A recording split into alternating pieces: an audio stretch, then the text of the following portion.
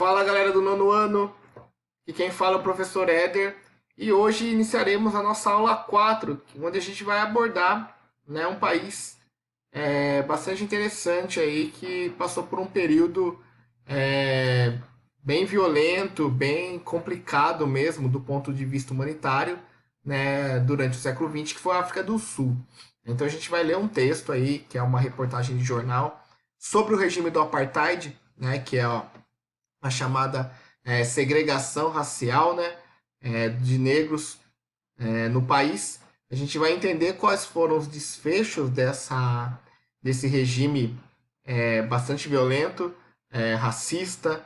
A gente vai ver como foi a atuação do Nelson Mandela, que foi um grande líder contra o regime do Apartheid, que depois se tornou presidente da República da África do Sul.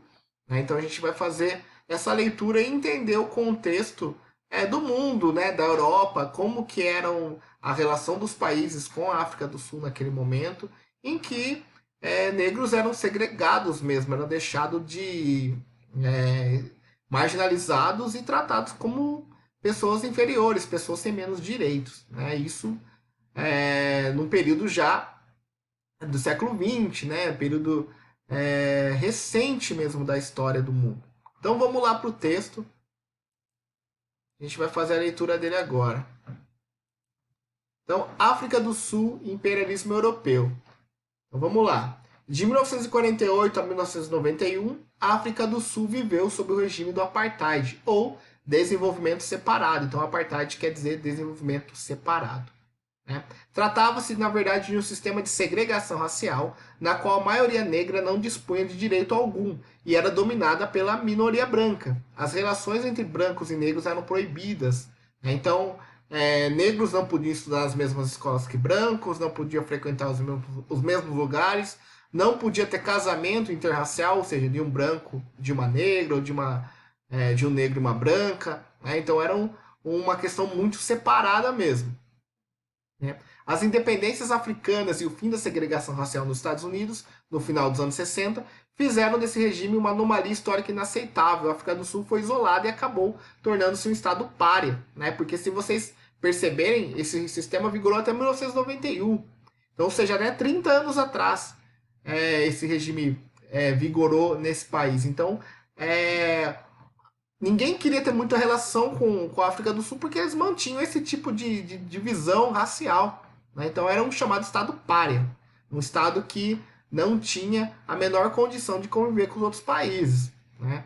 O endurecimento das sanções norte-americanas, o isolamento sob influência da opinião pública, e notadamente dos negros, assim como o fim da Guerra Fria, privaram a África do Sul de qualquer perspectiva futura, caso mantivesse o apartheid. Então tinha uma pressão internacional muito grande para que a África do Sul acabasse com esse regime.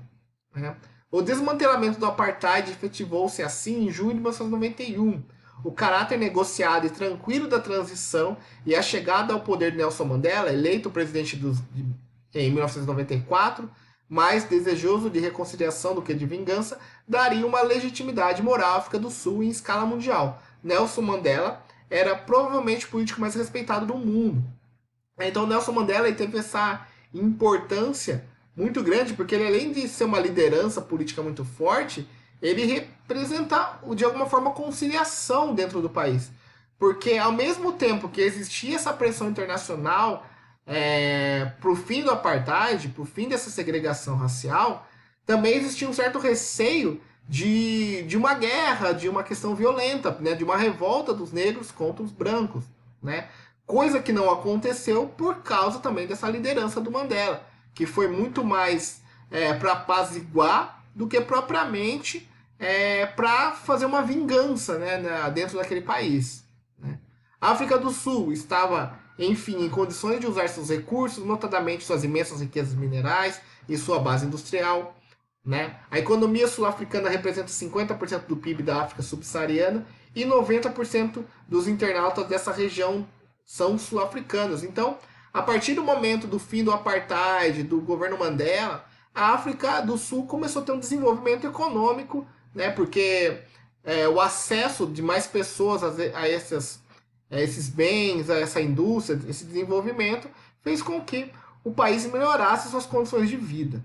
Né? ou seja, a população negra, né, que não tinha acesso a esses bens, a esse consumo, a essa igualdade com os brancos, né? Então, candidata, assim como a Nigéria é um assento de membro permanente do Conselho da ONU, a África do Sul se vê como líder regional africano e potência mundial emergente. Envolve-se em diferentes operações de mediação, de manutenção de paz na África, onde preferiria não assistir a interferência estratégica de potências exteriores, ainda que possa se beneficiar com a presença delas para a estabilidade do continente em caso de extrema necessidade. Então a África do Sul, pessoal, ela representa uma liderança muito grande em todo o continente africano, principalmente na África subsaariana, né, na chamada África Negra, né? Então eles vão ter essa importância regional dentro do continente. Finalizando aqui, a África do Sul pretende ser um exemplo democrático para o continente, bem como uma locomotiva econômica. Deseja ser uma das principais potências do Sul, defendendo o multilateralismo, o direito dos povos de dispor de si mesmos e a afirmação econômica e estratégia dos países do Sul, né? Então, esse texto, pessoal, que ele saiu na Estação Liberdade aqui, do Pascoal Bonifácio, ele vai falar, dar um pouco esse contexto da África do Sul, desde o regime do Apartheid até o fim do regime e o governo Mandela, né, a questão da melhoria econômica após o fim do regime do Apartheid. A partir da leitura do texto, então, vocês vão responder essas duas questões. A 1. Quais posturas adotadas por Nelson Mandela tornaram-no um dos políticos mais respeitados em todo o mundo e deram prestígio à África do Sul após o fim do Apartheid? E 2. Em sua opinião, quais são as consequências sociais de um regime como o Apartheid, ou seja, um regime de segregação racial, né, de isolamento social dos negros?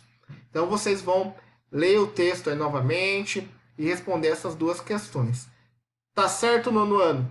Então, a gente fica por aqui. Essa foi a atividade 4 e até a próxima.